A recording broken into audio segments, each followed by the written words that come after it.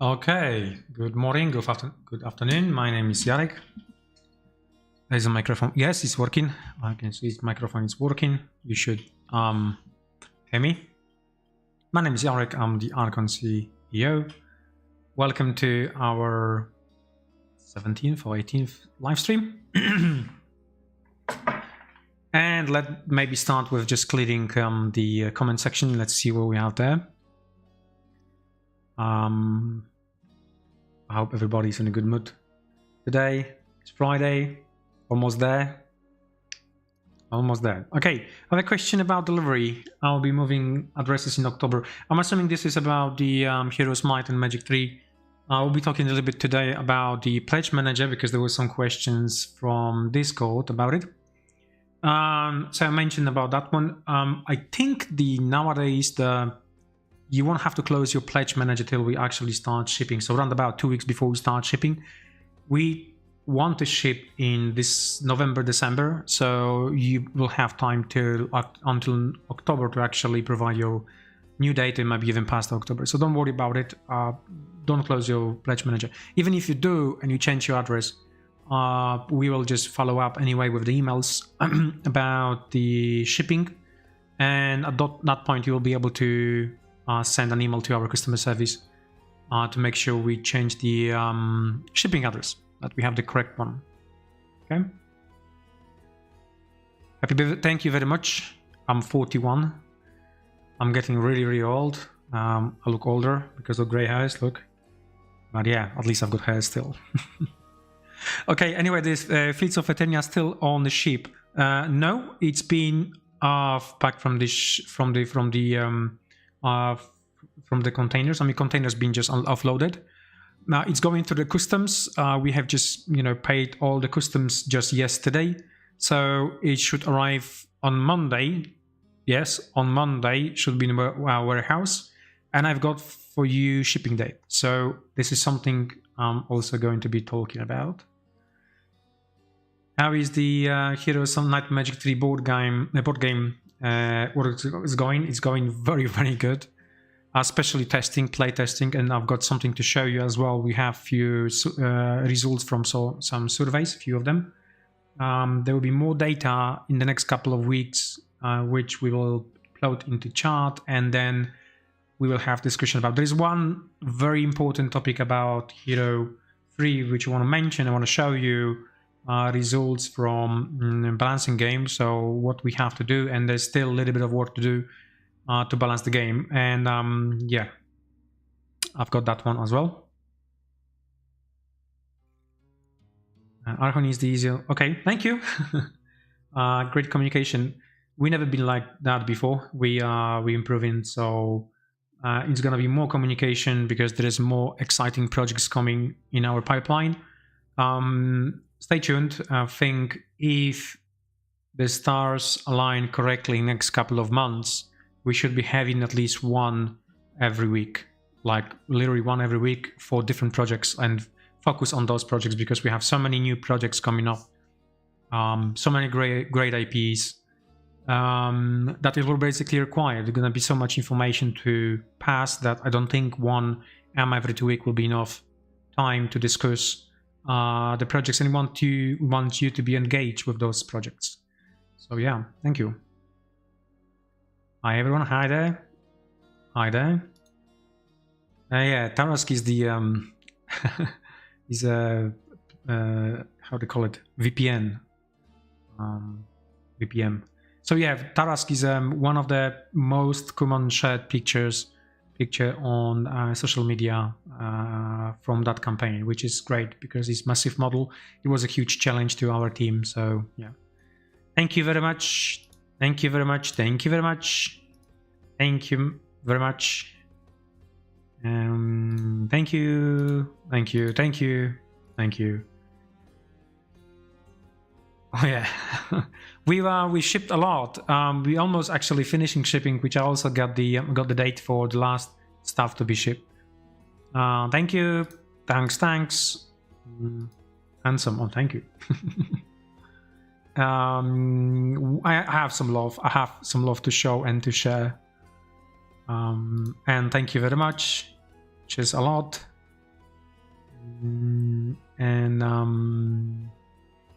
Yep. Okay. I've got the presentation. I've got a good number of slides to show you today. So let's maybe jump in there. Yes, it will go to retail. It will go retail next year. In fact, we had a meeting with the license owner. We explained the whole concept about getting this product into retail and so on. So once we ship Kickstarter, so hopefully towards the end of the year. At the moment, there is no yellow flags, which is very important. There is no yellow flags. We plan to get that one board game first quarter. Yes, this quarter of 2020 into retail. I do have also retail schedule for Fields of Eternia and as well as the Battleground, and I have some sneaky peeks for the Battleground. Let's go. Yep. All right. So quick agenda: encounters, Fields of Eternia, Motu, Battleground. Just leave the comment here, and then a little bit something to mention about the heroes, surveys, and the balance data. And then let's talk about Dausle, because there's still Jesus, there's something, news. I don't know what this AD means. Shouldn't be there. Sorry for that. Okay, so encounters, we are shipping. So shipping ends, we should finish shipping every single parcel by the end of the month. Actually, my face is covering, but it's 30th of March. 30th of March will be the last date when we plan to ship everything out of the factory. It's going almost according to the plan. Only 1 week delay according to the plan, only because we need to still wait for some boxes to arrive, the bigger ones and small ones. We just run out of them, and the supplier basically couldn't deliver on time. But it's nothing crazy is happening. Looking at end of March, and we have everything out of the factory. So yeah. We ship majority of them. I think it's about 1,300 something like that left. So it's not a big number, but we still have to get those boxes in, right? So, but the pictures actually, there's tons of pictures. You may see on our Facebook groups, on other Facebook groups as well. People keep sharing those, and I can see nicely fully assembled, and already some of you.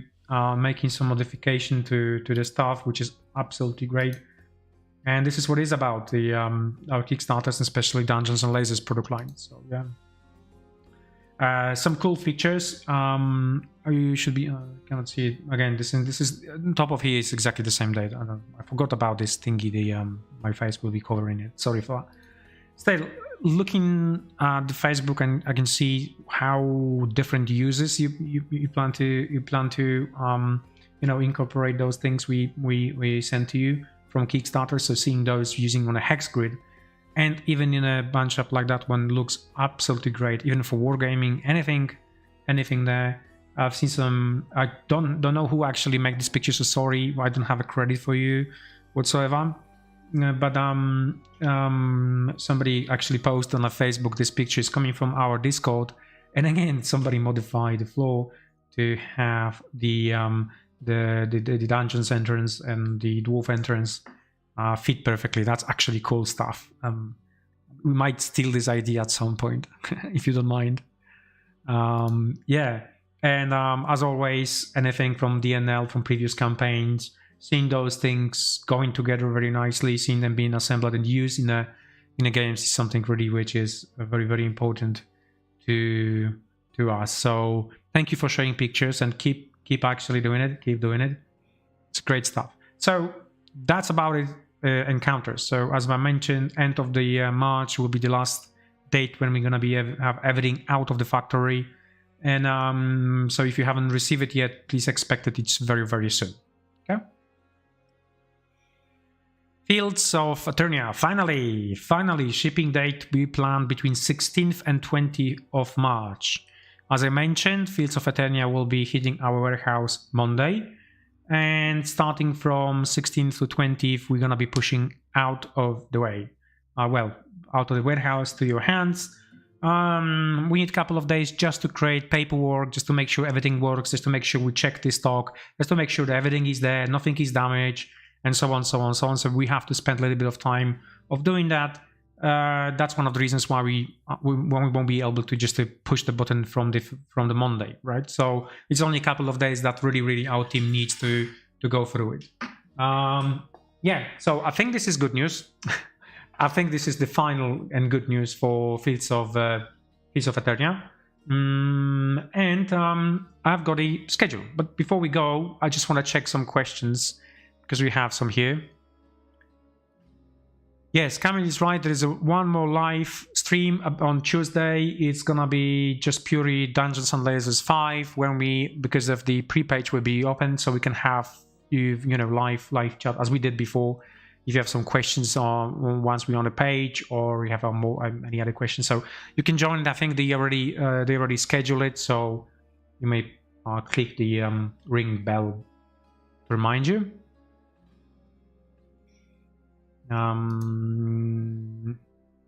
Oh really? So something important for the next campaign. You will be able to get stuff from this campaign from the encounters in the next campaign, so you won't be able, you won't miss anything really. It might not be at the prices you got it. There was not in the prices we had it in the encounters. It's quite normal. Encounters was extremely good deal. Every single Kickstarter of ours is extremely good deal in terms of plastic and so on. We plan to do also good deal. I mean, 400 miniatures for less than $1 per miniature.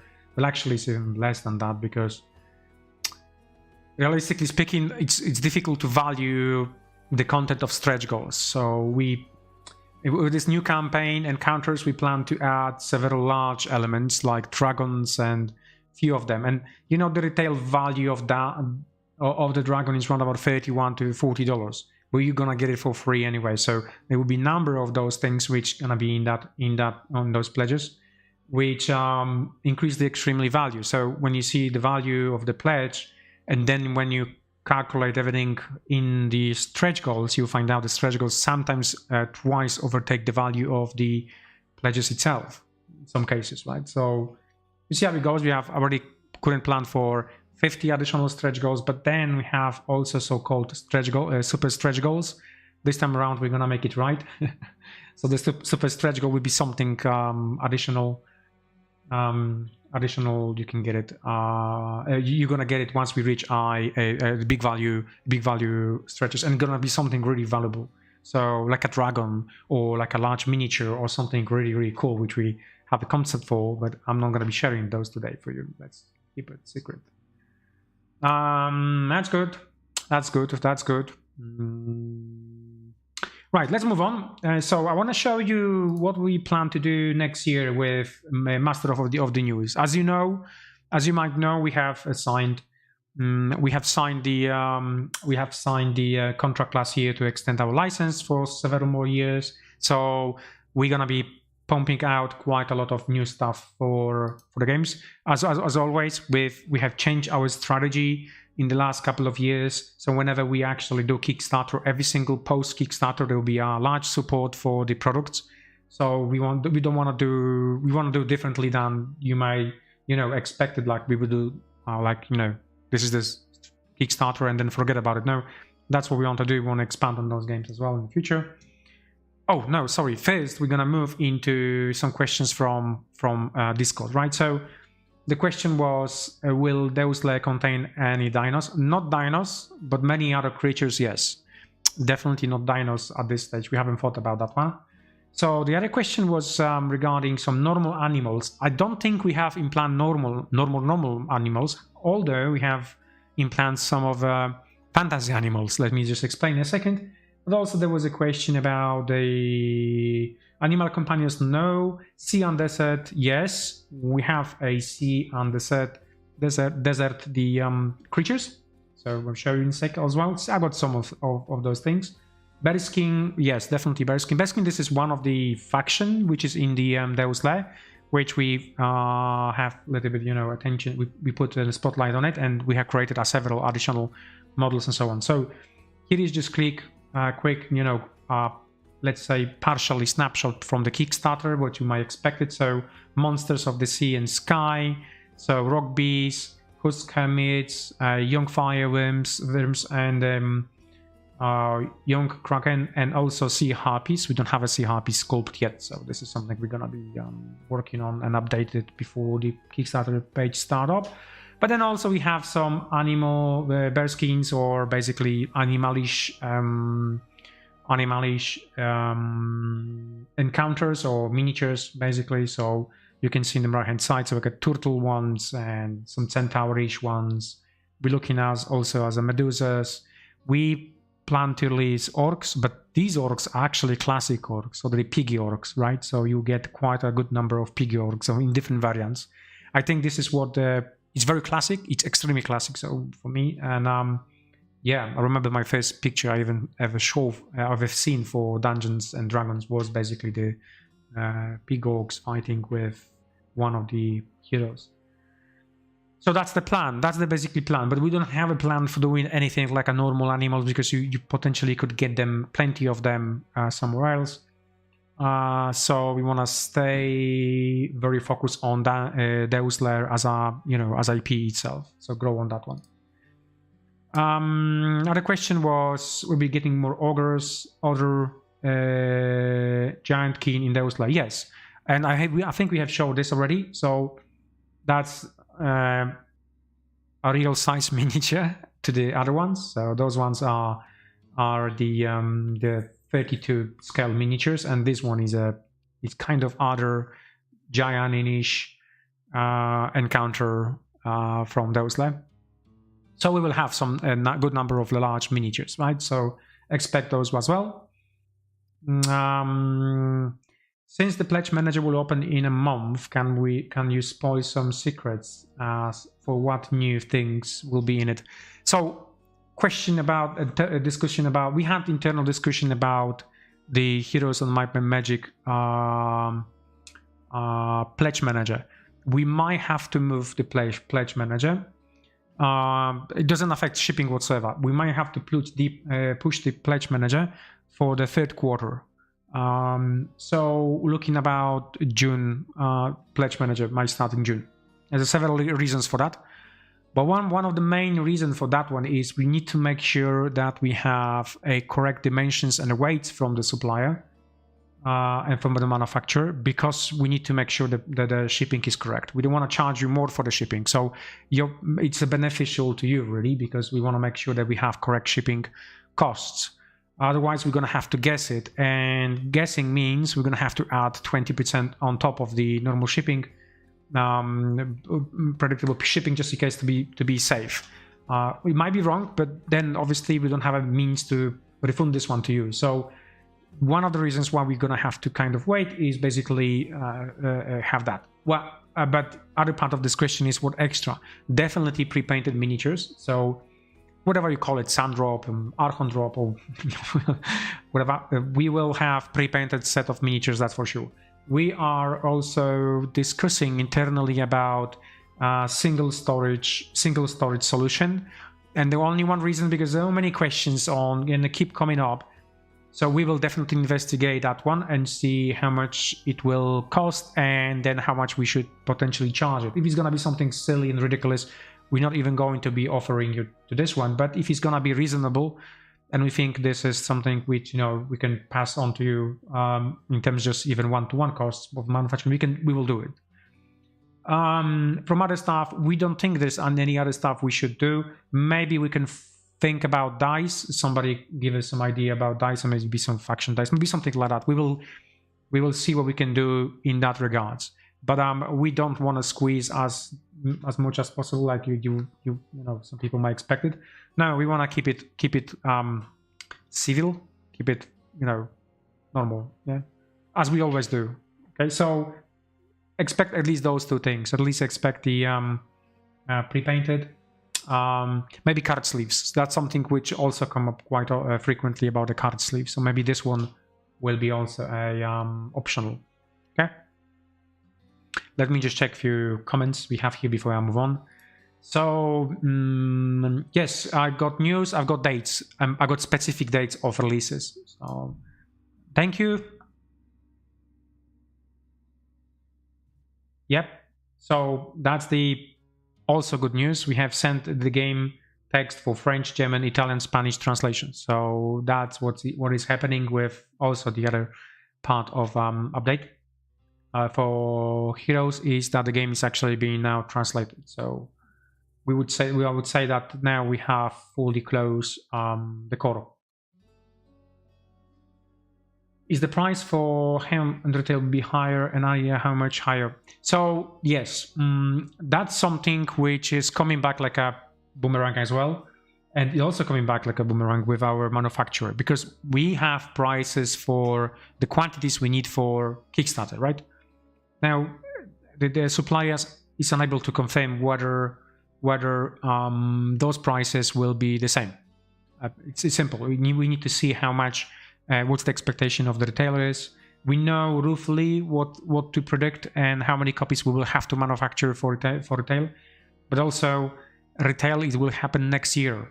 So anything might happen next year in terms of costs, as you might know, inflation, everything else, even happening in China, especially with cost of material and paper and so on.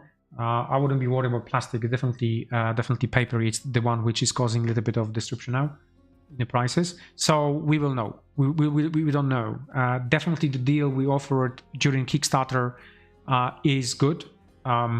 If you haven't participated in that, I will encourage you to jump on it and just get it, because in retail might be more expensive. It could be just the difference about $5 to maximum $10, but it might be.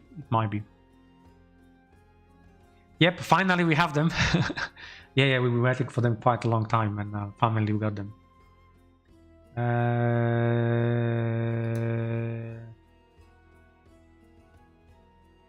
Yeah, that's true. But it's also a question was about MSRP, whether the MSRP will change. Yeah. Counting stretch goals that Shimon, yeah, I think it comes out about 40 per miniature. Oh yes, I know, something silly, something a little crazy.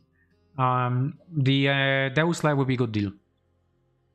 Will be very good deal, and I think I call it that deal internally is the pre-inflation deal. So whenever we do this year, it's still gonna be with the prices, last year prices. Next year when we're gonna move, and next year projects might be a little bit more expensive, only because of the situation as it is, and you know, everybody around getting hit by the inflation. I know that, but specifically our commodity, which is the manufacturing of plastics, especially plastic, being on a top for the last 6 months price and doesn't want to move down, which is very, very surprising, because you know the cost of fuel, everything else is stabilizing, but it's not the cost of plastic. So it's dodgy stuff, though. Dodgy. I don't like those manufacturers, but I do nothing about it.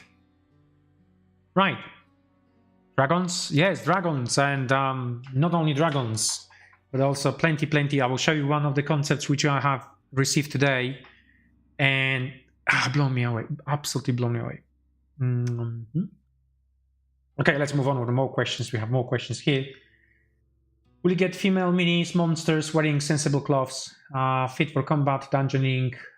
Okay, that's a very good question. Very good question. So some of the miniatures we are using or kind of reusing are from our old previous board games, where they were much more fantasy. We do as much as possible corrections on those miniatures to fit into like normalish fantasy setting, so not really fantasy, but something around fantasy and much more hardcore fantasy, at least for some of the line. However, here in this situation, have a look once the page is open, because many of the miniatures, especially the fresh designs, are much more let's call them combat fit. Okay, so just stay a little bit with us, and once we have a page up, you will be able to see it by yourself. But I just looked today on some of the miniatures, and I think you're gonna be quite happy, because we're not doing. It's about 2 or 3 miniatures which are less armorish, but the rest of the miniatures are having proper armor, in my opinion. Question: I'm working on a squad-based skirmish game to use miniatures in my collection that I like. Many of those are from Dungeon Lasers. So Deus Lair initially is going to start as a RPG supplement. Obviously, with this number of miniatures, we might think about doing also skirmish in the future. So something we are investigating now, how to move forward with this license with more options. And there's some good ideas internally what we can do and how we can move on with that. But one of them will be definitely at some point skirmish game. We played a skirmish game because we have few games designed which we haven't released even. And one of the reasons is because we don't feel that there is a good time to release those games in terms of is IP big enough, or like in this situation it's just a fresh start of the brand new IP. So once this grows to some good level, we will definitely move and then add some additional layers to it. So I don't know, maybe comic books, maybe some novels, maybe a board game. Board game was also optional for that one. And then definitely skirmish game, because the number of miniatures you have and options on the miniatures will allow that to actually create. However, if you're working on something, yeah, get in touch with us and we can have a discussion about it. We never say no to any type of help. Will there be future design of trees and considerably different styles of species? Yes, I mean, oh yes, stay tuned on them. But yeah, read that right. Yes, species of, I think you mean encounters, right? Not species of. Yeah, I think that's what I meant. Stay tuned on the pre-page. You will see how many different races we are going to, new races and even playable races. We're going to be incorporating into those lab.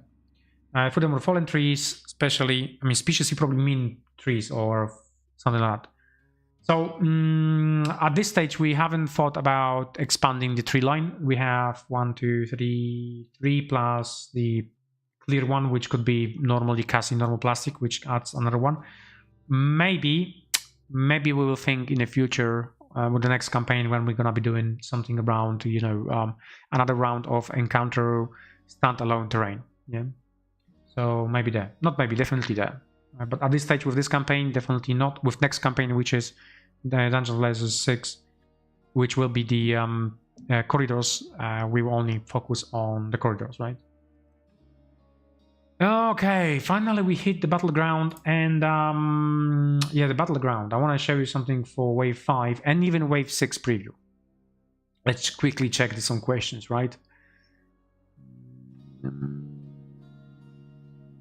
Where once we have a page up, so once we have a pre-page up, then we will be sharing that with the Blackmagic Craft. Currently we shipped out the encounters with lots of demo packs, and I think we also work with other YouTubers with to give us some nice some nice feedback on all the product.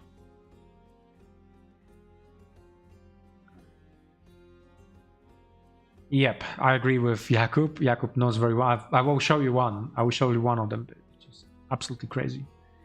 Okay, life-size He-Man. Why not?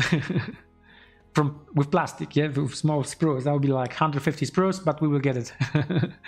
Yeah, that sounds good. But in terms of life-size He-Man, there is we are working on a stand for our products for retail. So we were thinking about that you have like a stand with the product, and then next to it like a the silhouette of He-Man, which will be then 1-to-1 He-Man life size. So yeah, so if you go to the store, you can just take a photo of it.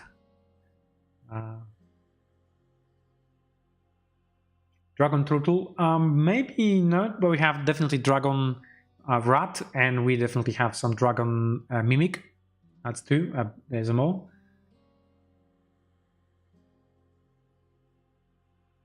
Yeah, Inferno. I would rather get it from Kickstarter, because the add-ons definitely we will have to revalue the cost of add-ons when it goes to the to retail. Okay, Podinos, check the exactly. Yeah, we might have some. We might have some. I'm not quite sure whether with this Kickstarter, but definitely this year.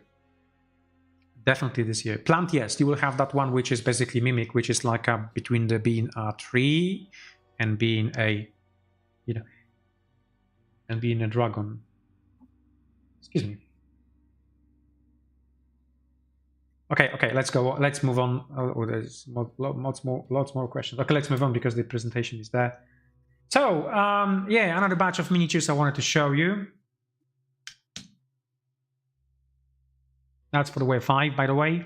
So they roll it out, and you're gonna get them. You're gonna get them in one of the packs. There's something else to show you for the wave 5, which I'm keeping for the next week, and we have also the date of release, so that will be shared in a second. But this is small, tiny, sneaky peek of wave 6. Here you are. So guess what is that? And what is important for the wave 6? You ask for it, you got it. Okay. So the chat is there. Please try to guess it. What is that? It's only small cutout, right? Okay. Let's see what else we have for you today. So that's the release plan for Battleground and the Fields of Eternia. Yeah. I will show you what exactly we plan for this year. So obviously, we're first quarter of 2023. This is where we are currently. Game found to backer release, so we're shipping to backers. Wave 4 for Moto B has been shipped out and released. That's what's happening, or what's happened this first quarter. The yeah, well, it's March, so effectively it's it's still first quarter. Second quarter, wave 5 will be available on 22nd of April at Salute UK. So the team will be at the Salute.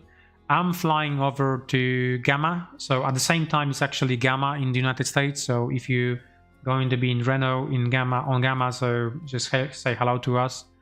We're gonna have a stand there. At the same time, we have Fields of Eternia core game will be also released. And Enter the Dragons will be the 2nd June of the 2nd June of 2023, which is the United Kingdom UK Game Expo. So we plan to release the core game and Enter the Dragons at that show. Then when we're looking at the first quarter is obviously wave 6, which is planned for July. This is what I've just showed you a sneaky peek of it. And then Fleets of Eternia add-on, which doesn't have a name yet. Well, there is a workable name, but it doesn't have an official name.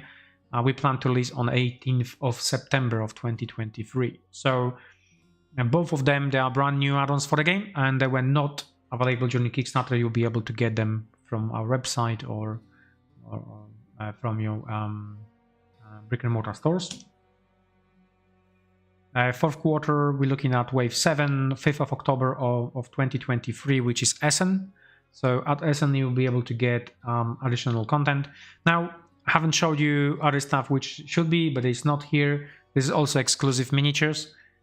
Some of those dates will have exclusive miniatures, like we always do. So definitely at Essen, you might expect some exclusive miniature to be released. I'm not quite sure about Salute. I think Salute will have exactly the same miniature which we released on this month, but definitely one of the special miniature will be released on June, on 2nd of June, so at the UK Game Expo. And then we have a retail for the first quarter of 2024. This is the one which we had on the Kickstarter, which we mentioned, the Rise of the Snake Man and a Spell of Separation. They're just being pushed for first quarter of 2023. Now, what you might expect then? We might expect 4 more waves for Moto B, definitely in 2024, and at least 2 more expansions for Fields of Eternia. So we're gonna keep updating Fields of Eternia, refreshing it till end of 24, and then we will see what we can, plan out for 2025. Okay, I think this is quite good release plan. Let me just check some questions. Wait till you see large Kraken, because this is just the young Kraken. So we have a large one as well. Okay. Thank you. Yes, that's correct. In terms of Europe, we are bigger according to our distributor than WizKids. WizKids is obviously WizKids got you know, D&D license, but they not focus on Europe. That's the one of the things. Probably if they were much more focused on Europe, they would be much bigger here. But their attention is basically American market, where they're selling the most revenue.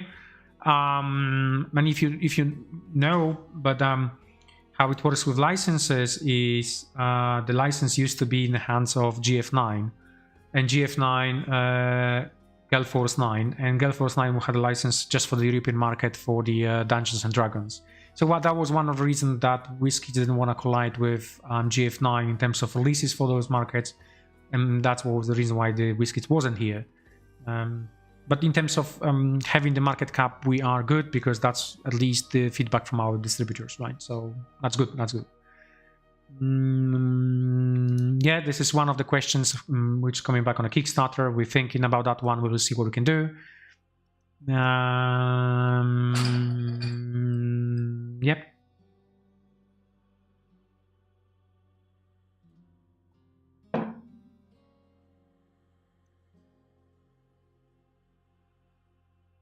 So definitely Dungeons and Lasers in the future. We're looking at expanding those and in general this IP. And with the plan currently is just for this year. Doesn't mean we're not going to be doing nothing next year. We're definitely going to be doing something next year. But this year we have extremely nice themes for Dungeons and Lasers, the caves and different variants of the caves. But what I would really like to do with it is really expand it into much bigger kind of IP. So add more miniatures line, expand the world universe. Because in our company we have extremely good guys for the fantasy products. Really good guys for the fantasy product, and especially concepts and ideas and so on. Not so much for sci-fi, because sci-fi is extremely difficult. It's really extremely difficult, and this is something which we now actually going, and the new artist is going to be starting with us next week, which is gonna be mainly focused on sci-fi, with some sci-fi experience and so on. But fantasy, we have fantasy covered. We have many great ideas what we can do with it. The future of DNL, I mentioned many times, what we would like to do is not only the IP, but our company, Archon, I would like to be a one-stop RPG shop. It means that we would like to make everything that is needed for RPG. So one of the ideas I had, and something which I'm personally currently only working on, is basically having a dice which are modular, right? Modular dice. So just imagine we ship you a sprue, you get a sprue like that, and on that sprue you will find many different elements that will allow you to make your own dice the way you want, with the logos you want for each of the characters you want, and so on. And that is one of the thing which I currently working, because I need to find engineering solution for that. But once I have it, I will announce. But you know, the Dungeons and Lasers as a line, as a product line, just for the RPG will expand. So dice, maybe some other additional components, and so on. But fully modular dice, this is something which is not on the market currently. So I was just calculating roughly, if we send you those modular elements, if you put together your own dice with all the different sides you want, with graphics on it and different elements, there's almost really unlimited number of combinations you can do. So you can have really personal dice for you, and with good material, with good balance. So yeah, this is where I want to take this one in the future. Thank you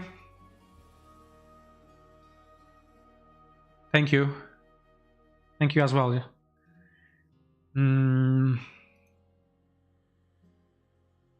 Let's check. Yes, this will be available. I think it's going to be part of the next campaign, or it's going to be released to retail. I think no, it actually was released to retail. So definitely Slime Sewer was released to retail. Yes. So I think you just have a look on retail on our online store. You will be able to actually buy it as well. But that's anything we have released to retail. We're not gonna be putting back on a Kickstarter again. To be quite honest, we don't want to get the retail upset. It's a good part of our business. Retail. We want to work with them, and they're very extremely happy with us. The way we're running the business, they're happy with us. So let's keep it like that. Let's keep it like that. Yep. That's all it. A small surprise. Okay, let's have a look what we have more. Let's go. Heroes. This is where we're gonna have to talk a little bit more about it. So, no yellow flags. So at this stage, we just kind of get on bi-weekly information from supplier. Are we there yet? Are we there yet? Another moment is everything according to our plan. If anything happens, anything we're gonna have a problem with, anything which might cause the delay or missed shipping, we will inform you straight away. But at the moment, we keep saying the flags are yellow. We're a little bit ahead actually because we gave ourselves time till end of April for the printing components, for the printed components to be sent to translation. Now, and we're shipping them now, so we have a little bit ahead. We are a little bit ahead of schedule, but you know, touch wood, nothing will happen, and we're gonna be with everything else on time as well. Posters. I've got posters to show you and survey results. So that's the posters, graphics for the posters. Let me just clear this one. You can just see them. So we finished those things. That was one of the last thing to do. Just combine all the what's the name? All the graphics into one combine just to make it posters. Voila, they're amazing. My personal opinion. We will see. Yeah, we won't see nothing. We're just gonna see some very good quality. I'm just waiting for them to be actually printed, and we stick them everywhere in the company and so on, just to make sure remind us about great successful product we have made. And yeah, that's that thing. There's something I wanted to have a discussion with you, which is coming about. Okay, so I need to ask question and happy to talk about that one. It's not an announcement. Just don't get me wrong. This is no announcement whatsoever. I don't want to make, you know, announcement when we only just have discussion about it. And this is just the food for the thought about making a rank and file war game in a setting of Heroes of Might and Magic. So that will be something which just crossed our minds, something which I personally would like to do, but it's not that easy like how I like to do, and it's more like how we're going to do it, and so on. And whether currently, because as you might know, the rank and file games were almost murdered by Games Workshop because they killed Warhammer Fantasy Battle, and there is few other companies which makes rank and file games, but they're not been, let's say, they haven't been growing to level of Warhammer Fantasy Battle, and probably will never will. But we have a huge, you know, manufacturing possibilities, and we could potentially make an extremely good, nice looking rank and file game, which wouldn't burn your pockets. So that is something open, something totally open to discussion, and something which I would like to come back also on the next live stream. And yeah, if you have some comments about it's a good idea or no, or yeah, sounds interesting, you may drop a line. And yeah, 1 second, I'm just some questions. I just want to go here. Yeah, so one of sneaky peeks I show, I think this is one of vehicles, right? Just Google it, you'll find which vehicle is. So yes, vehicles will be available also Moto B. Okay. So that's it for that. So give me some examples of rank and file games. So Kings of War, for instance, by Bantic is a rank and file game. Conquest by Parabellum is a rank and file game. So rank and file game is a game where you have a bunch of miniatures, stack them up in the ranks and files, right? You operate in the blocks. you operate in a block. So if you just Google Warhammer 5th edition, because that will be just perfect benchmark what I envisage. It's like having a Warhammer Fantasy Battle 5th edition starter box, or maybe 6th edition starter box, one of them anyway.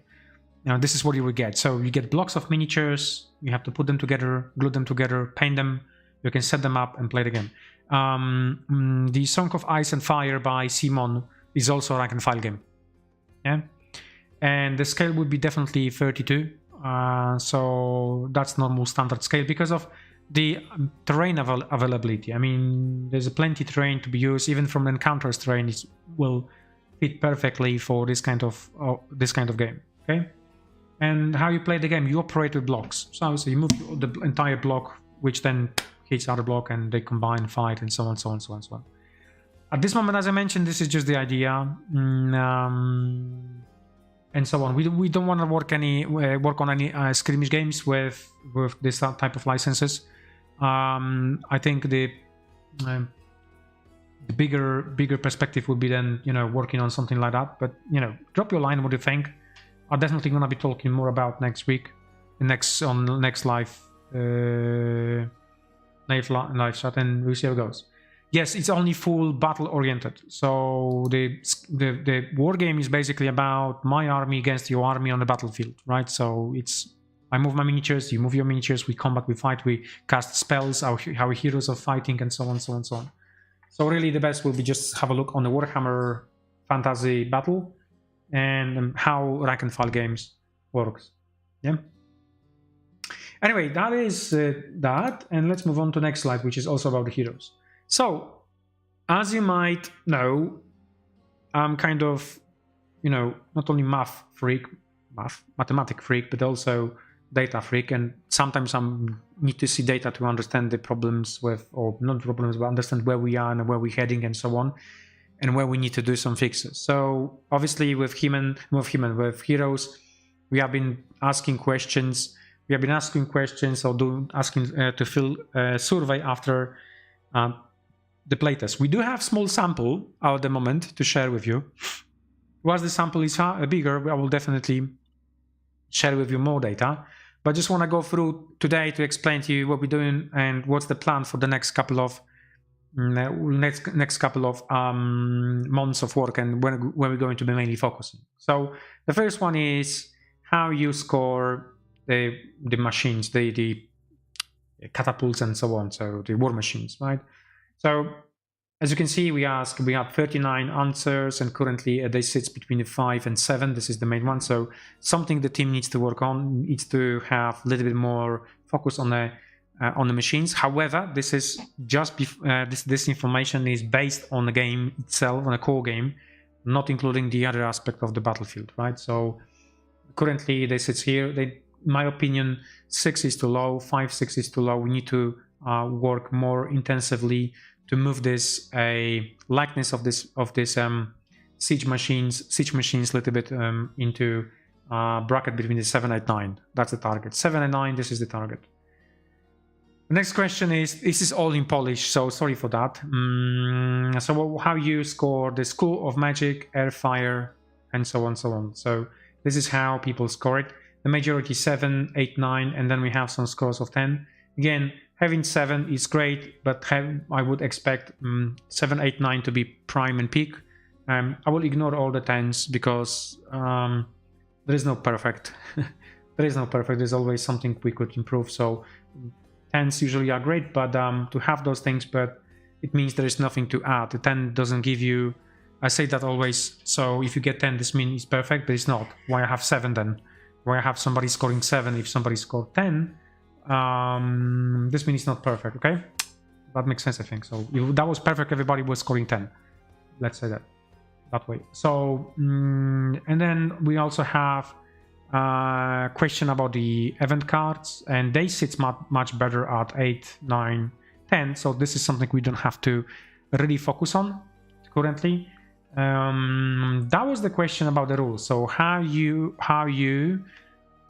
score the quality, or no quality, how you score the clearness or readiness of the rules. So as you can see, it started from 5, 6, 7, 8. So this is where the team needs to really have a look and see what exactly is causing for people to score 5 and 6. It's a matter of language, or it's a matter of doing something. Make it shorted sentences. It sometimes helps. Just making shorted sentences, or sometimes helps in the rules because you don't have to read the long sentences.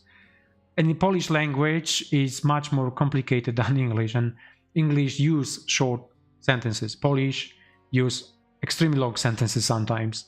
And when you read through those sentences, if there is no comma, you just carry on reading, and then causing the misunderstanding. So something the team needs to go and investigate why is that. As I mentioned, 7, 8, 9, this is my target. 8.5 was the company target for this game to be at. Okay. Now we have more questions. We ask many more questions. I've got only these samples to show you. We ask questions about the factions. We ask questions about whether you like these factions, or do you think the questions is balanced, or plenty, but they are not at this stage relevant to what I want to present here, because I need more data about the factions. So once I have more data collected from other surveys, I will show you this one in the next live chat. Okay. So was it fun? That was the question. Was it fun? We got 58 people who answered the question, and it surprisingly, but not surprisingly, because the guy's doing quite a lot of good work, it sits where we want to be. So 8, 9, and 10 are the primary answers, which is great. So the game is fun to play. The game is fun to play. Now, the other question is whether the game actually keeps the theme of video game, right? So how far away is from the video game, really? And the answers we have here, we are in the bracket of 8, 9, 10. And I think even verbally, I've been told that the game is really, really close to the feel of video game. And that was the most important for us. Not the board game itself, but really playing not the board game's rules like a paired board game rules, but actually as a video game being translated to the board game, right? So as you might know, it's really a balance between something in a normal when you design a normal board game, you have no IP board game, you have a possibility of doing any kind of rules you want. In terms of IP, you just have to sometimes create a new rules, which might not be board gaming rules always, like per se, but they've got to be there because of it's dictated by the IP itself. Okay. And that question was whether would you recommend this game to somebody who never played Heroes of Might and Magic. And here, both of them are actually questions working in a very, very nice tandem, because that graph says, yes, the game is the really Heroes of Might and Magic. And here, not really, because it is Heroes of Might and Magic game. Okay? So it's not you know what I mean. This top one is asking question about the combat system. So as you might know, we have changed the combat system. We added additional line for the combat. And yet again, we've been asking question about how you found the combat system, whether it's something interesting or it's not, or we should improve, or so on and so on. We're very close. I mean, we now between 9 and 8, which I'm very happy. This means, despite of having comments from people who never played the game and never have a chance to play this combat game,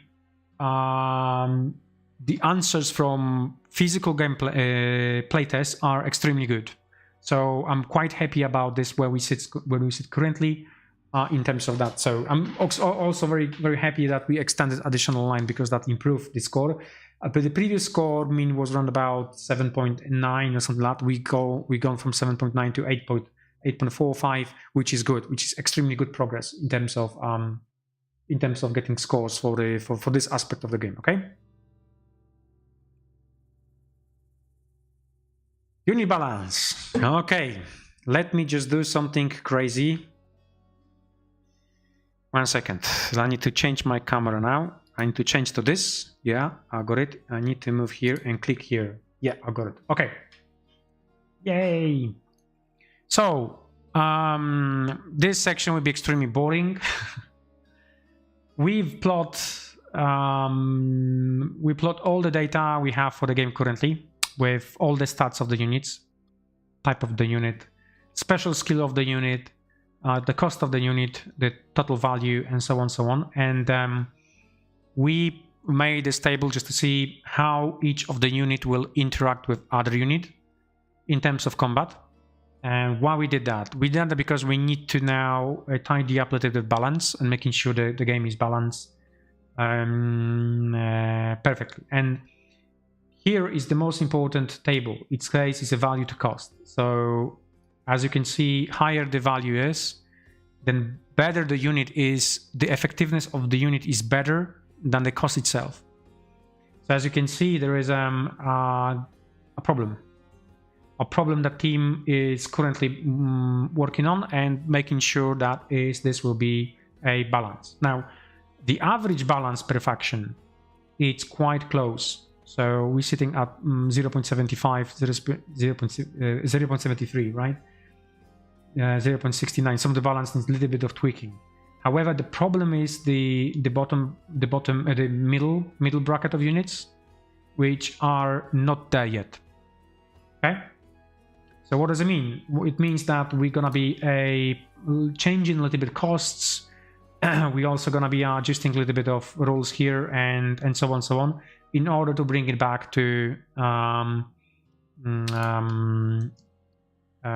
bringing back to where they should be. Okay. So this is something what team is currently working on, and in the next couple of weeks, we're gonna be plotting this one on chart. I will show you before and after. So the value to cost distribution before changes, and the value to cost distribution after we did all the changes, with some information about what exactly we have changed and why. This is very important because we had this discussion today internally about once people play several games, they will find this shortest, easiest way to play the game, which would be then, I won't bother upgrading my units because they're not effective that much. As you can see here on the chart, I will just focus on going for the strongest units, and that's it. So the game will end up with just being rush for the best buildings to get the best units, and that's it. It's not good. It's not good for the balance. It's not good for the gameplay, because effectively there won't be no let's call this meta openings. So as you know, the board game should have meta openings. So I should open from economics, or I should open with the military, or I should have a semi opening, and so on. And because of this game also include the deck building aspect, you need to have at least 3 or 4 different openings, right? And my biggest worry, once I showed this, once the team presented this data to me, was, look, that's the data, and the worry is that we don't have we have only 2 variants of the gameplay. So either you play with the bottom bracket units, but many of them unupgraded, or you're just gonna go for the highest upgrades. No, we need to find the middle ground as well. So just to let you know, the team is actually very, very actively working. Now this document also shows interaction between each of the units. So the halberd goes against the halberd, and so on, and what's the effectiveness. And yes, we're gonna have to bring it back and recreate some of the recreate some of the costs and maybe some of the stats for some of the units. So the team is very actively working on balance. We are very, very focused on that one. I hope you appreciate that as well, because at the end of the day, it's about the game. It's about not being cheated by the system and not being cheated by the way your opening goes, okay, of the game, right? So I just wanted to show you, we have all the factions. Definitely the biggest work we have to do in terms of balance is Inferno. Inferno at this stage, even averagely, is much stronger than other factions. So that was one of the worry when we did the Kickstarter, that we will have to work on a full faction, and it's gonna take a lot of time, and then we have to really focus on, getting it right. So as you can see here by math, we can clearly say that it's still quite a lot of work. Okay. So this month team will be working on that one, and once we have new costs for the units, we will just test them out with our playtesters and see how this one works. and see how people will interact with the game. Now, very important bit of it is that the way you can balance the game here is basically with this cost, right? So with this, so effectively, even if once we release the game and during, I don't know, we'd say, okay, you know what, some math failed or whatever, which math never failed, but just say we're gonna want to incorporate some changes into game because of something interact with something else. That's the reasons why create like a great combo, and we have to find a way. This cost we're thinking about adding in PDF in the future, and we can always change this cost, so you will have always the new most greatest and latest the costs per unit, which then means that we will be able to balance the game whenever it needs. Okay, so nothing here is fixed. We will work on that. Okay, so that was the boring part. Let me just go back to presentation. Okay, let's go through.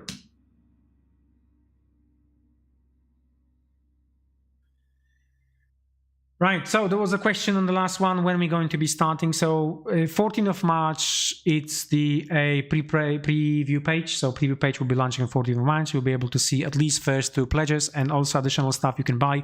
And we will be able to provide feedback to a page. And we really, really appreciate feedback because according to your feedback, we can adjust how the game, how the Kickstarter will go and what extra we can add it in. Maybe you'll drop them some great ideas and then we can incorporate them as well. 11th of April is the start of the campaign.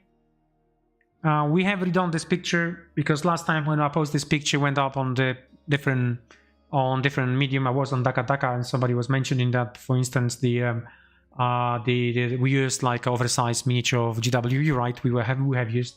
So we have changed. We just find the miniatures, unpainted miniatures from WizKids, Reaper miniatures, Games Workshop, which are all of them being similar size, and so on, so on. The whole idea about this, explaining this one, is that we're gonna take everything which is the greatest from those different type of miniatures you will find on the market and combine into Dungeons and Lasers line. Okay. Here was a question, modularization of the expect from Lex. Yeah, that was one of the questions about the modularity of the miniatures in dungeons in D&D and Deus Lair. Now we also work on this graphic. Not every single model will be thread the same way. Some of the models will have a different touch-ups in terms of modularity, and this is very important. And we will try to show you. I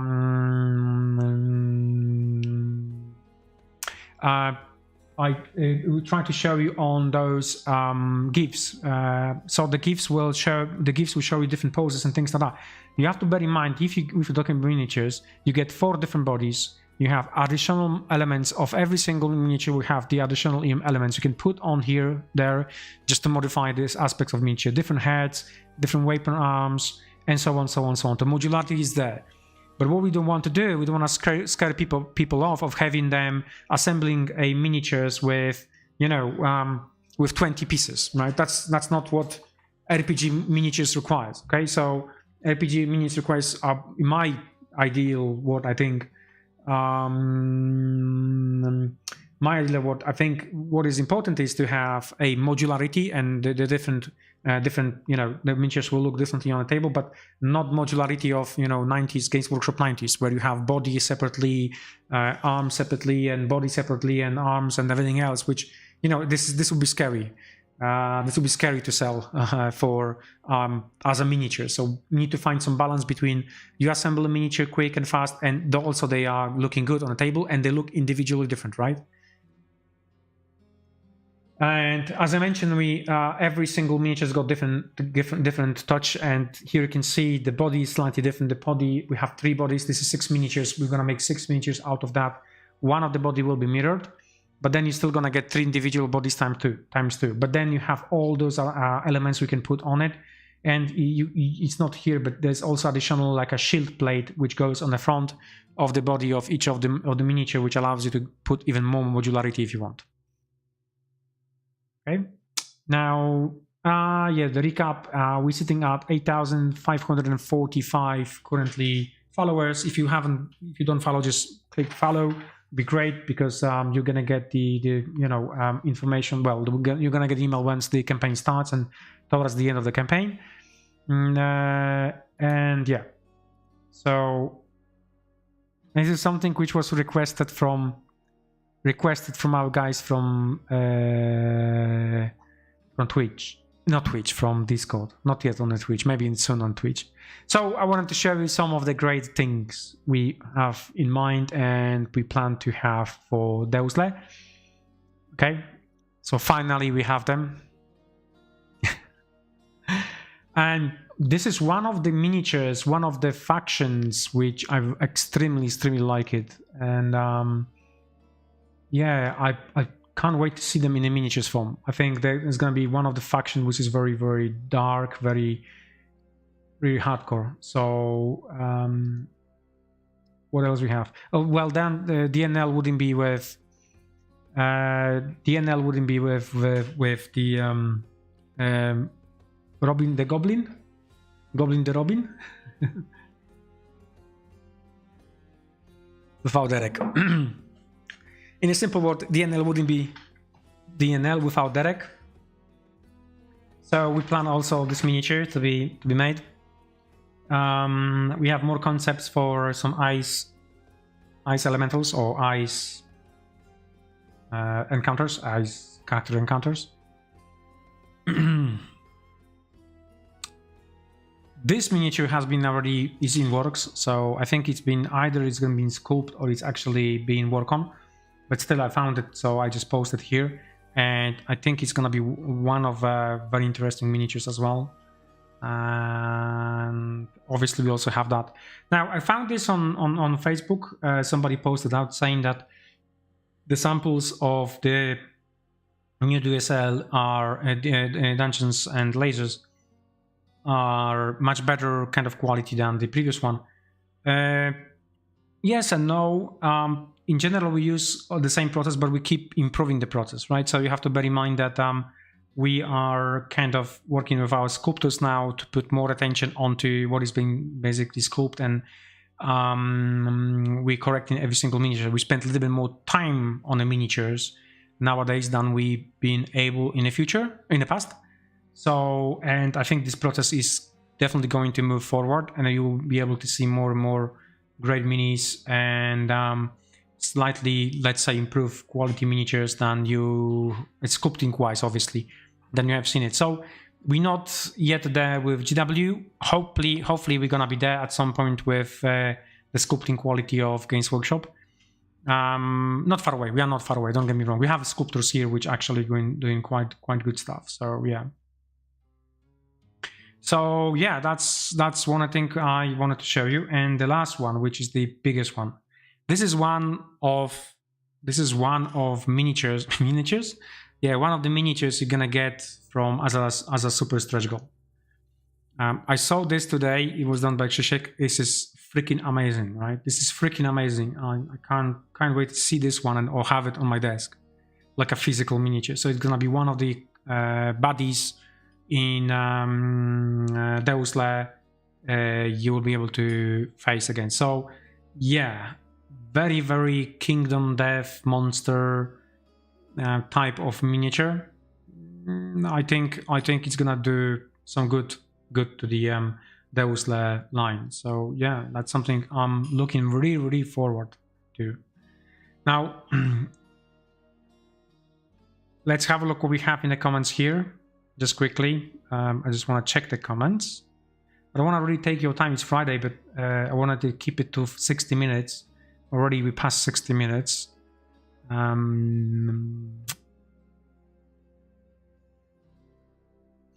That's true, but also at the end of the day, it's a product, and a product needs to feel completed, yeah, and good and balanced, and so on, yeah. So we don't wanna send out anything which is not to that level, especially with such a huge audience Kickstarter as it is Heroes. So the effort to make this one, the effort to make Heroes Might and Magic 3 extremely good is like 100%.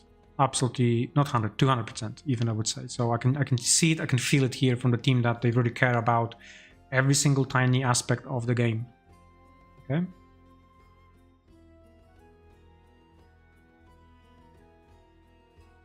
Can you let us know 5 minutes before the end of the stream? We still have time for more than a few questions. Yeah, so drop the questions now. I'm here. I'm gonna be, you know, watching questions, and in general, if some more questions come up, or if we slow down, I'll just finish. Okay. So not at this stage. We don't think this is the moment when we can actually share any data. But once we have, you know, put everything in a balance, we may potentially share this link. We see how it goes. Yeah. It is happening, Edward. Something we have something in terms of chrono. We call it Chrono Shard project at the moment. This is what I mentioned. This is what I mentioned on the live that we struggle with sci-fi concept artists. Really struggle in terms of miniatures and everything else. It's not fantasy. One of the reasons is that because of fantasy is out there, right? So you can basically design miniature and use some aspects of the fantasy because you Google, I don't know, Medusa, and it just 50, 60,000 of different Medusa concepts will come up. If you Google today, I don't know, Space Marine, there's only few. And you don't have this. In order this one to work nicely, I need somebody with miniatures experience, and that's one of the reasons why the new person is starting next week to focus on those miniatures we have designed thus far. One of the reasons is because I had, you know, discussion internally with the other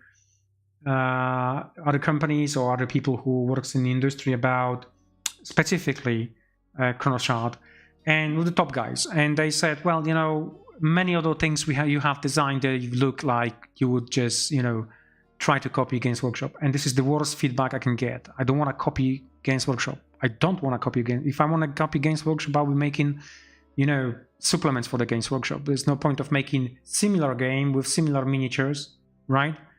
Like Warhammer 40,000, because what for? Just make miniatures for Warhammer 40,000, supplement miniatures. So for us to this project to work, we need to make something different than we have currently. And all the miniatures, everything we have designed so far, they need to go through another layer of redesigning. So that will include a 2D artist to come up with something completely fresh and new, okay, on those miniatures, and then sculptor incorporating those things, and then doing this process once more again, okay?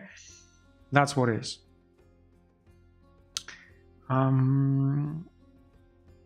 Would have it? No, unfortunately, I don't think we have them planned on our list. No, I don't think so.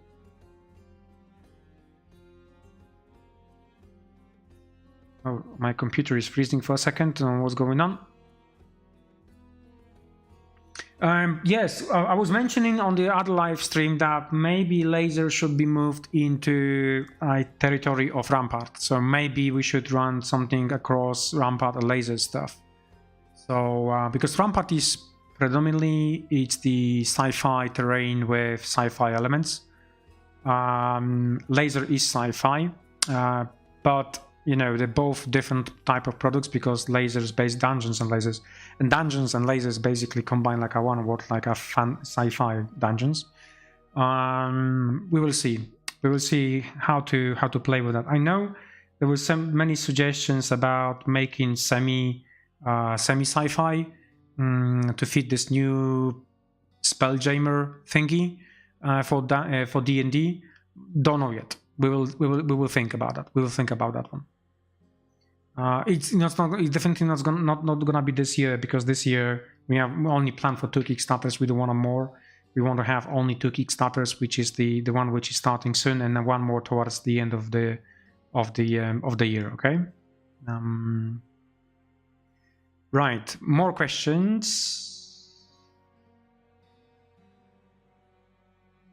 Hey, that's good. That's good.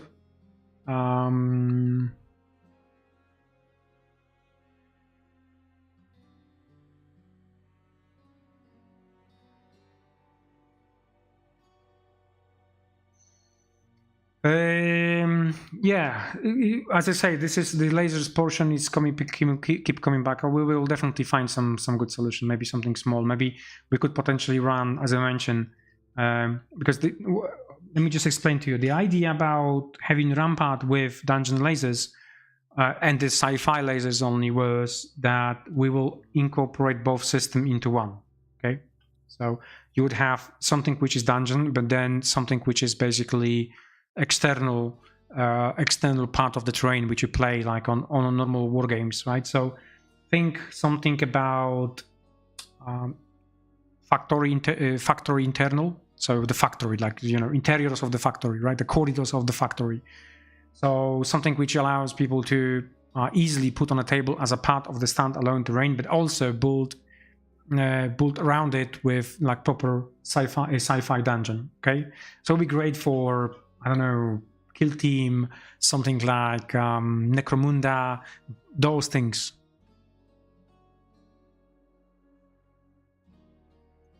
Thank you.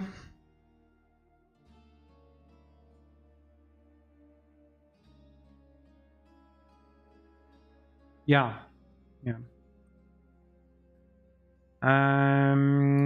No, we wouldn't. Dungeons and Lasers started as a Dungeons and Lasers, and we're not gonna be touching it. Even if I would rather rebrand Rampart into Dungeons and Lasers than other way around. It's a basically legacy name. This trademark is registered now, so I would rather keep Dungeons Lasers as a Dungeons Lasers. Maybe we can call Dungeons Lasers with small tiny Rampart edition or something like that. Okay, that's what it is. I wouldn't go other way around. And still, because logically, if we're gonna go that way, it needs to work with Dungeon Laser system. So that way you could use the previous fantasy stuff or sci fiction stuff to use with it as well. So if you have just expansion to your additional product line, so that's that would be the ideal solution. My voice is going. Yeah, we plan 1 year, but I've got already second sprue in manufacturing, so we're going to speed up a lot manufacturing of the sprues in the next couple of weeks. I think it's going to be much faster. I don't know if we can hit in 6 months mark, which we did with Rampart. Maybe we will see. We will see. Maybe not if we're going to focus on the big things as well. Definitely about 8 months. 8 months. But you know, on the Kickstarter, we'd say it's year, maybe year and a couple months, just in case if something goes wrong. But as you might know, like every business, I mean, you know, it's no-brainer. You charge customers for the product, and then you make product and ship to them. So in your business, you know, mind, it is the most important aspect to get this product as soon as possible. Otherwise, your profit will be eaten by the overheads and the business costs, right? So every single month we ship the product faster, it's more, let's say, profit to the company, and then we can invest more into another projects, right? That makes sense, right? Yeah. So I've been saying this one from other perspective, from other products, like Fields of Eternia, for instance, is the projects which we lost a lot of money. We actually lost money on that one. It will be delivered and things like that. Yeah, fine. But it's a project which was delayed for 9 months, and it was sold a year and a half ago and should be delivered on time. It wasn't. That 9 months of not having product generate additional costs to the business, right? Because I don't have a product, I charge it, and I have the money for it, and so on and so on. That's one of the reasons why many Kickstarter only, so those companies who are only focused on Kickstarter, are currently in trouble because of the COVID, because of the situation with not getting product on time, not shipping product, caused them to actually lose a lot of money. And they don't have now money to actually fulfill their obligations because, you know, obviously everything is going back to normal.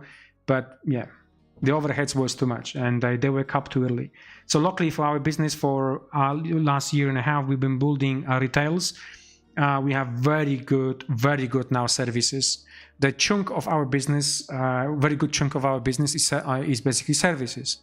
So making tools and miniatures for the companies. So we kind of, you know, having those 3 avenues of sales, because we have the Kickstarter possibility. We clear after shipping of Fields of Eternia, we don't have no Kickstarter obligations, right? Except the heroes. I don't know that many companies actually are able to do that. I know many companies, big one, which they have like 3 or 4 Kickstarters still to be shipped or delivered, and they're still planning for other Kickstarters and launching other Kickstarters. We managed to clear everything, right? And only because of we managed to clear, because of we opened up other avenues of our revenue, which was making services and making opening up for the retail, right? So making all of that allow us to actually pour even more money into projects that we collected from the Kickstarter to speed up the process. This means employ more people, get more engineers in place, get more machines, right? So that's kind of what allow us to actually get the projects much faster, and then obviously generates more profit. Finalized, everything is finalized. From 2D concept aspect, is everything finalized.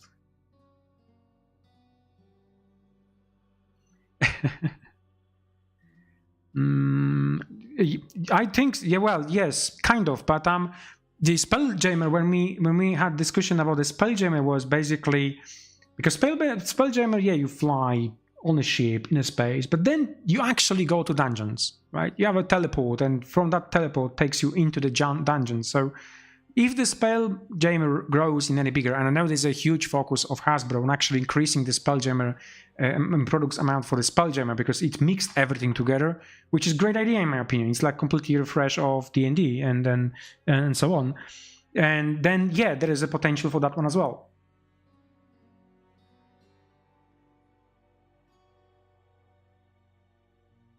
It's all depends which Kickstarter. If you're talking about Heroes of Might and Magic, you will be able to actually get the product still at the prices of Kickstarter, because we haven't opened the Pledge Manager yet. So if the Pledge Manager, once the Pledge Manager is open, you'll be able to pledge for it as well. Okay.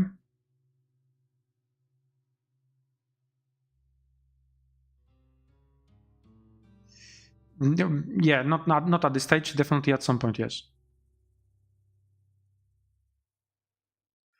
Why did you overlook my tree? Okay, hold on. Let me just go up.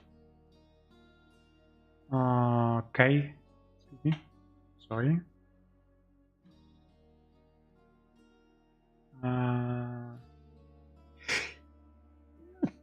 Excuse me.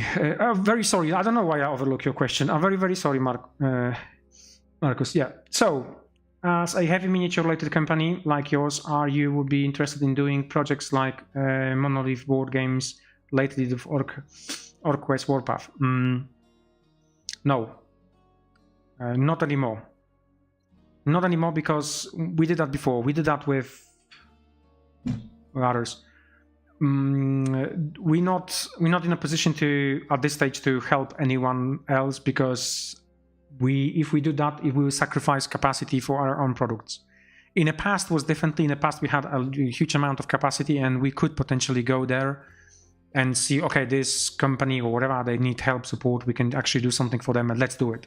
But we run out completely of capacity, and we're not planning to get any projects which not at this stage, projects which are dead in the water and then resurrect them. So that's one of the reasons why we're not fishing for any Mythic stuff, because we know it's in trouble, and Mythic is in a huge trouble, and within the other business owners, we had discussion that I really don't know how they. Honestly, I'm running business, but I don't even imagine. I wouldn't even have a plan or idea how to get ourselves dig out from the hole they actually currently they are in. Absolutely no idea. You need somebody who will basically bring like several trucks of money to actually get the things fixed, because imagine you have several projects to be delivered, right? And then imagine the same time you remove people, and because you have to, because you're running out of cash. I mean, logically, if somebody laying off people or removing people from the business, it's because they having problem with funds, with money, right? Now, you have like 4 projects to be delivered, 5 projects to be delivered. Every single project requires some manpower, and you have limited manpower, and then you have to really focus on, I don't know. I really don't know. I don't know. In my opinion, if somebody's there really, really strong and big to go and say, okay, Mythic, I'm taking you over and we will do everything for you and help you out with all those things, maybe yes, but no. Monster Apocalypse, definitely no. One of the reasons is basically they said what they want to do. I look at Mythic. Actually, I look at some point Monster Apocalyptic only because my friend used to work for Mythic, and he told me that just have a look on the projects, how the projects looks and things like that. I look at it, and there's tons of miniatures. I mean, tons of miniatures, right? And making them in plastic injection now, and I don't think there is a business case for it, right? So it will be causing us to, again, investing a lot of money in something which wouldn't effectively bring anything good to the business, right? Yes, that's one of the things why we have to, let's say, not look back, but let's move and look ahead. So there are some licenses we are currently asking for. There are some great licenses we would like to work with, and also on a miniatures game and skirmish games and war games. They will come. They will definitely. They will appear at some point, regardless. But we also have our own projects. So, for instance, we have a Chrono Shard projects, which been in a fridge freezer, in freezing state, in a hibernation state for the last 3 years. And we could, instead of doing like Monster Apocalypse, jump on that one and focus on our own IP and grow it, right? So the Monster Apocalypse, it's not our IP, it's a private press IP, and you know, they have the online, this is only sub-license and things like that. To be honest, I had a chat with Priority Press, and I can be quite honest with that one because it's been already some time, and I had a chat with them before they have released War Machine 4th edition, and we wanted to, you know, have a chat about it. Maybe we could make it in plastic instead this stupid idea of 3D printing. Sorry, I think I found this extremely stupid idea, and I think the effects of the idea you can see now, because I don't know. But we were late to the party, and the deal I was offering was basically, okay, you know what, we would like to take the IP, but only for European market, and you'll take for the USA market. We'll make tools together. We will just create like a joint venture for this project to be out there. I'm talking about here War Machine. But unfortunately, we were too late to the party. They already made their mind about making this 3D whatever, and yeah, and to be honest, I only see I've seen the fall of it, because of it didn't grow. It just generate more frustration, and so on, and now, and effectively they're not interested in that one. So it's shame, because I really like War Machine, and we could make together something really, really great with their, let's say, creative aspects of the game and our manufacturing. But okay. That's what it is sometimes. Sometimes you are too late to the party. Okay. Let me have a look. What else we have here. Okay, so I think I cleared your questions, right? Right. Yep, that's one thing. We're gonna be. I think this is planned for 2024. Something to do around there.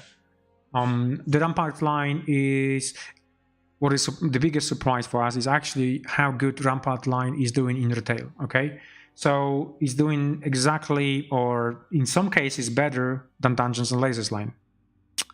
That's what it is. Terrain for the wargaming is big. The wargaming itself is big. The RPG is bigger, but for some reason, yeah, it's doing much better terrain than actually DNL itself.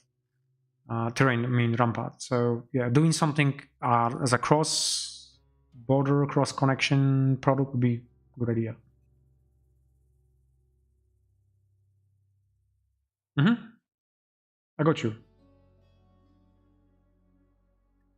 Okay, I will have a beer, that's for sure.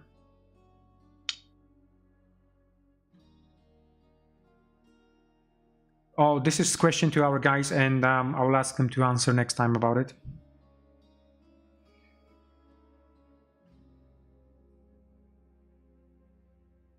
True. True. Absolutely true. Spelljammer probably will have more dungeons and actually ever sci-fi level ruins that we are aware of the lava world scale. With large world scale. Yeah, true. I mean, as I mentioned, you can clearly see that the Hasbro wants to really push on Spelljammer. There was like few full plan, full marketing plan, and constantly there's some new stuff coming up. So yeah.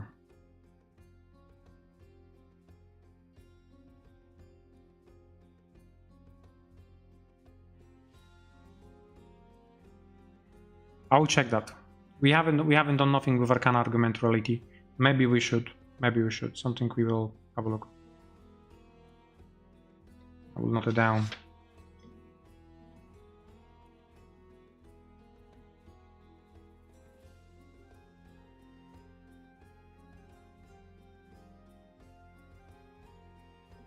I'll Google it, I'll check it, and I will see what we can do. Right.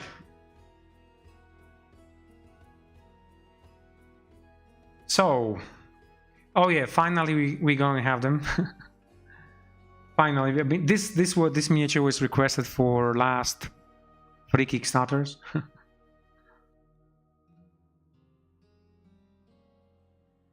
That was my first impression as well. That would be something really epic. Can you imagine Warjacks or everything in plastic? Like entire War Machine line? Like, no-brainer. Absolutely no-brainer. And unfortunately, it went differently, so I wish them all the best. I personally don't think that was the great call and idea about selling 3D print, because if it doesn't feel right, I would say, that's one point. The other point is it devalued the product. It really devalued the product. And the third one, the most important, is, does it make sense? In the business point of view, does it make sense to make a Warjack? To make a Warjack like, you know, this size of Warjack in resin, 3D printed, how much does it cost? So the good quality resin costs you, let's say, oh, I don't know, $150, right? You have to, for 1 kilogram. It's a good quality for the extremely good printer, massive, well, for the printers which they use for mass production. So to make this, it costs you $15, because it's around about 100 grams of resin you have to use to make it nice, and you have to make sure the print is perfect and spot on. And somebody needs to clean it. Somebody needs to take. It's worse than metal. Absolutely, I personally think it's worse than metal. So that idea about making 3D prints, it only shows one simple thing: they don't believe anymore in my personal opinion, obviously, right? They don't believe anymore in the product. And they don't believe anymore in the War Machine to be something bigger. Because if you were, you would try to plan ahead what happened if I have to make 10,000 boxes, starter boxes, or if I have to make 150,000 starter boxes, because the game grows so much that now I need to make that many boxes. And they knew that at the beginning, because that was one of the reasons why they failed. They had a massive range line, and they had everything in metal, and they couldn't make it enough. At some point in the past, War Machine was one of the second biggest war game in the United States, right? So, and they knew it, you know. So if you plan ahead, if you plan, you know, in the future, and you say, I'm going to be investing shit tons of money into doing something, you would plan the way that, you know, allow you to actually scale it up. And in this situation, there was no point of scaling it up. And in the 3D printing, I don't think there is a way of actually scaling it up, unless you're gonna get, I don't know, 100 printers and 100 people using it and 100 people cleaning it, models and things like that. And each model costs a lot of money, you know, and you have to make, it doesn't make sense. Absolutely does not make sense. So anyway, yeah. I needed to say it aloud. I really needed to say it aloud, that one about the private press. I was very, not maybe disappointed, but it was very baffling when I, for the first time, heard what's the idea they proposing. So,